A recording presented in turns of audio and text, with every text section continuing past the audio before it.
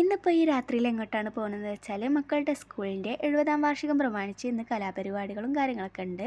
അപ്പം മക്കളൊക്കെ നേരത്തെ മേക്കപ്പും കാര്യങ്ങളൊക്കെ ഉള്ളതുകൊണ്ട് തന്നെ നേരത്തെ പോയിട്ടുണ്ടായിരുന്നു.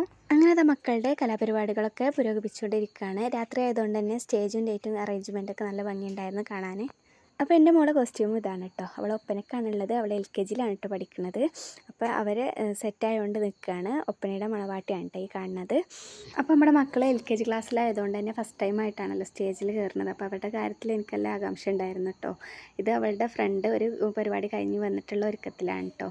അങ്ങനെ അത് അവർ ഒരുങ്ങി സെറ്റായിട്ടുണ്ട്. അപ്പോൾ ഇതാ നമ്മൾ കാത്തിരുന്ന മക്കളുടെ ഒപ്പനക്കളി തുടങ്ങിയിട്ടുണ്ട്. അപ്പോൾ അവരിതാ നന്നായിട്ട് തന്നെ കളിക്കുന്നുണ്ട് കേട്ടോ.